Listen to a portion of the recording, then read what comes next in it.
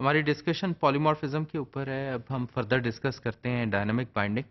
Dynamic binding क्या होती है? डायनामिक बाइंडिंग से भी पहले हमें डिस्कस करना पड़ेगा बाइंडिंग को। बाइंडिंग ऑब्जेक्ट और फंक्शन के दरमियान एक एसोसिएशन है। और इसको अगर हम एग्जांपल से मैं आपके सामने रखूं, तो फॉर इंस्टेंस ये मैं एक कॉल लिख रहा हूँ obj.draw, और इस कॉल में आप देख रहे हैं कि एक ऑब्जेक्ट ही है और ड्रॉ जो एक फंक्शन है, ये क्लास का एक फंक्शन है। इनके दरमियान हमने एसोसिएशन बिल्ड की है डॉट से, और इससे हम बेसिकली ये दिखा रहे हैं कि ये ऑब्जेक्ट जो है लेजिटिमेट है इस फंक्शन को कॉल करने के लिए। अब कंपाइलर क्या करता है, इस कॉल को चेक करता है और ये देखता है कि ये वैलिड कॉल है या नहीं। अगर वैलिड कॉल है तो बाइंडिंग जनरेट करता है।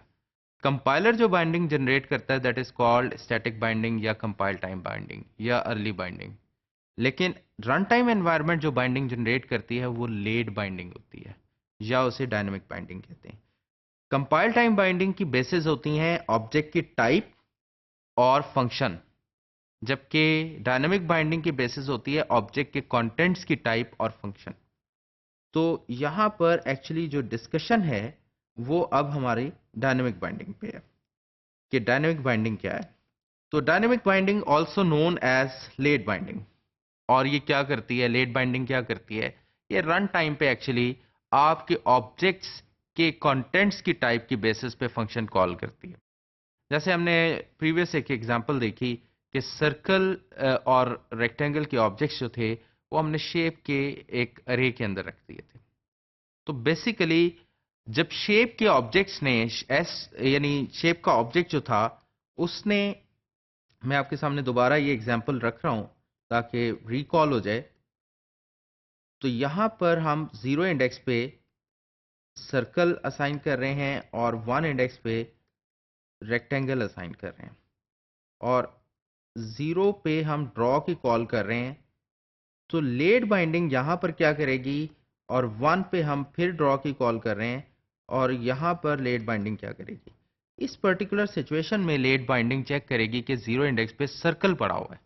तो ये कॉल जो होनी है ये सर्कल की क्लास से ड्रॉ कॉल होना है, और तो सर्कल की क्लास में ड्रॉ जो प्रोवाइडेड होगा वो ओवरराइडिंग की वजह से एक सर्कल वाली शेप होगी।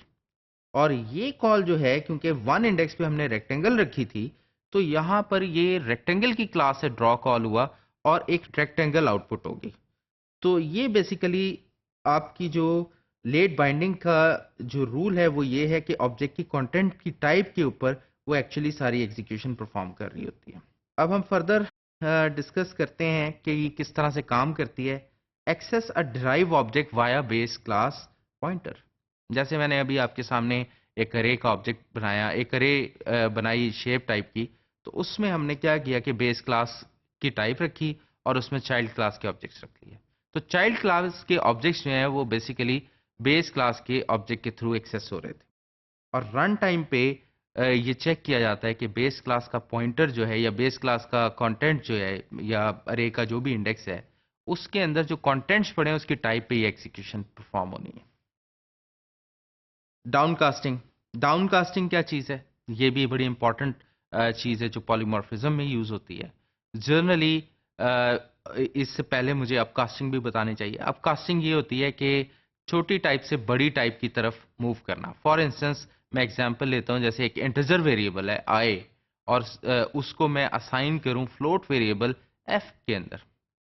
तो इंटीजर आई जो है फ्लोट एफ में असाइन हो जाएगा सेफली, क्योंकि इंटीजर आई की जो टाइप है वो एक कंसिडर होती है एक छोटी type as compare to float. तो छोटी टाइप से बड़ी टाइप की तरफ जाना जो है वो सेफ है, कोई इशू नहीं है। लेकिन डाउनकास्टिंग को जब हम डिस्कस करते हैं तो ये वाइस वर्सा केस है, यानी इसमें फ्लोट को आप इंटीजर की तरफ भेज रहे हैं जो कि एक बड़ी से छोटी की तरफ ट्रांसफर है ये। तो इस केस में कंपाइलर आपको डायरेक्ट डाउनकास्टिंग अलाउड नहीं करता, और इसके लिए आपको कास्ट ऑपरेटर लगाना पड़ता है। यहाँ पर जबकि क्लास हायरार्की का इशू है, तो यहाँ पर फर्दर हमें कुछ रूल्स हैं जिनको हमें जहन नशीन करना है। पहली बात तो ये, convert reference to a super class to a reference convert reference to a super class. तो सबसे पहली बात तो ये है कि आप जब भी डाउन कास्टिंग करते हैं तो आपका रेफरेंस जो है वो सुपर क्लास में कन्वर्ट हो जाता है। Allowed only if the object has an is a relationship with the sub class. तो ये कौन सा केस है? जब दो क्लासेस हायरार्की में यानी इनहेरिटेंस हायरार्की में आपस में कनेक्टेड हैं, तब ही डाउन कास्टिंग अलाउड है। Further, super class and sub class assignment rules. Rules क्या हैं? Assigning a super class reference to super class variable straight forward, यानी एक सुपर क्लास रेफरेंस है और सुपर क्लास के ही वेरिएबल में असाइन करना है तो फाइन, दोनों एक ही लेवल की चीजें हैं, स्ट्रेट फॉरवर्ड है, इसमें कोई प्रॉब्लम नहीं है। सब क्लास रेफरेंस टू सब क्लास वेरिएबल स्ट्रेट फॉरवर्ड, एक सब क्लास का ऑब्जेक्ट है और सब क्लास के ही रेफरेंस में रख रहे हैं, ये भी कोई इश्यू नहीं है, एक ही लेवल की चीज है। Further, sub class reference to super class variable safe, यानी आप सब क्लास का ऑब्जेक्ट यानी सर्कल को आप शेप में असाइन कर रहे हैं। तो सर्कल एक छोटी टाइप है, स्पेशलाइज्ड टाइप है, जबकि शेप एक बड़ी टाइप है, सुपर टाइप है। तो यहां पर ये असाइनमेंट बहरहाल सेफ है, लेकिन इसकी कुछ कंडीशंस हैं।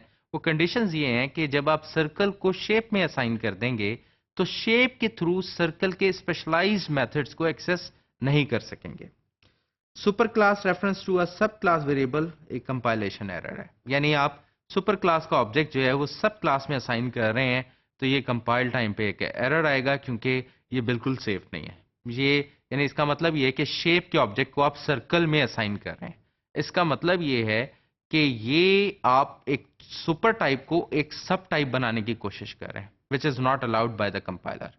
लेकिन ये एक सूरत में अलाउ होता है, वो ये है कि पहले आपने अप कास्टिंग की हो और फिर वापस आप डाउन कास्टिंग कर रहे हो, then it is okay. Means example से मैं बताता हूं कि पहले आपने सर्कल को शेप में असाइन किया हो और अब उस शेप को वापस सर्कल में ले रहे हो, तो देन इट इज ओके, यानी ये कंप्लीट राउंड ट्रिप है। आपके सामने एक छोटी सी केस स्टडी है इसी हवाले से, पेरोल सिस्टम केस स्टडी। इसमें एम्प्लॉई एक सुपर क्लास है, सैलरीड एम्प्लॉई एक उसकी सब क्लास है, कमीशन एम्प्लॉई, ऑरली एम्प्लॉई भी सब क्लासेस हैं, और एक क्लास और फर्दर है बेस प्लस कमीशन एम्प्लॉय, जिसकी सुपर क्लास कमीशन एम्प्लॉय है। तो आप अंडरस्टैंड करें कि इसमें बेसिकली ये एक इनहेरिटेंस हायरार्की और सारी की सारी ये सिंगल इनहेरिटेंस है।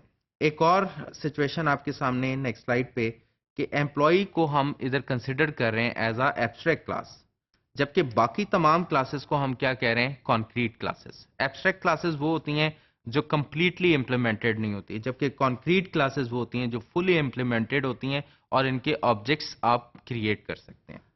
अब इस लिहाज से ये आपके सामने एक चार्ट है, यहां पर हमने कुछ मेथड्स को डिस्कस किया। एम्प्लॉय के लेवल पे अर्निंग को डिफाइन नहीं किया जा सकता, हमें पता नहीं है कि एम्प्लॉय की अर्निंग की डेफिनेशन क्या होगी, लेकिन हम एम्प्लॉय को प्रिंट करवा सकते हैं, जैसे उसका first name, last name, social security number possible है। ये एम्प्लॉय के लेवल की इंफॉर्मेशन हमें नोन है, इसलिए उसे हमने एब्स्ट्रैक्ट नहीं कहा। सैलरीड एम्प्लॉय, उसका अर्निंग का मेथड जो है वीकली सैलरी पॉसिबल है, क्योंकि ये सैलरीड एम्प्लॉय है, वीकली या मंथली इसे सैलरी मिलती है। यहां पर इसकी ये डेफिनेशन नोन है, इसलिए यहां अर्निंग का मेथड इसका मौजूद है। सेम वे इसकी बाकी प्रिंट की इंफॉर्मेशन भी अवेलेबल है। आर्ली एम्प्लॉय जो है वो जितने घंटे काम करता है उसके लिहाज से उसकी इंफॉर्मेशन मौजूद है। कमीशन एम्प्लॉय के हिसाब से आप देख लें कि जितना उसका पर पीस कमीशन होगा, जो भी सेल वो करता है उसके लिहाज से, तो वो भी हमें इंफॉर्मेशन मौजूद है। और इसी तरह बेस प्लस कमीशन एम्प्लॉय में उसकी हर सेल के ऊपर कुछ ना कुछ कमीशन भी है और उसकी सैलरी भी है। तो बेसिकली जहां पर इंफॉर्मेशन मौजूद थी जिन जगहों पर, वहां पर इन मेथड्स को आपने इंप्लीमेंट कर दिया, और जहां पर ये अनअवेलेबल इंफॉर्मेशन थी इसे आपने एब्स्ट्रैक्ट कह दिया। तो कॉन्क्रीट क्लासेस में हर चीज इंप्लीमेंट हो चुकी होती है या इंप्लीमेंटेड होती है, तो इसलिए ये आपके सामने वो जो प्रीवियस हायरार्की थी उसको ये डिस्प्ले किया गया है यहाँ पे। Another example, make abstract super class shape, जो हम पुरानी हायरार्की लेके चल रहे हैं।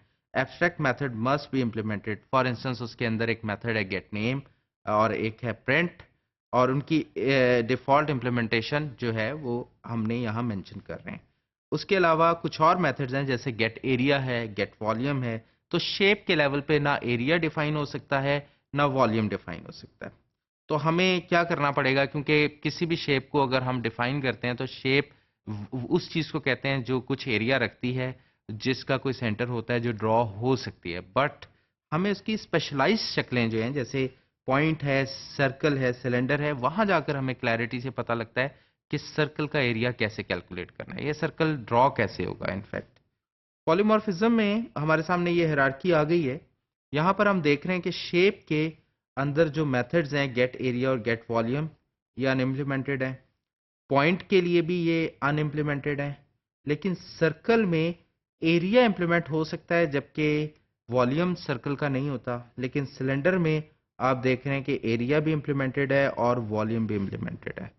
तो बेसिकली इससे हमें ये इंफॉर्मेशन मिल रही है कि इस हायरार्की को किस तरह से इम्प्लीमेंट करना है। यानी ऐसी क्लासेस जो बेस क्लासेस हैं जहां पर वो इंफॉर्मेशन तो होनी तो चाहिए बट अनडिफाइंड है, तो वहां पर उस मेथड को आप एब्स्ट्रैक्ट रख सकते हैं। लेकिन चाइल्ड क्लासेस में जहां जहां जो इंफॉर्मेशन आप प्रोवाइड कर सकते हैं वो प्रोवाइड कर दें, बाकी इंफॉर्मेशन को अनइम्प्लीमेंटेड छोड़ दीजिए। तो होपफुली इससे पॉलीमॉर्फिज्म की बेसिक्स आपको अंडरस्टैंड हो चुकी होंगी।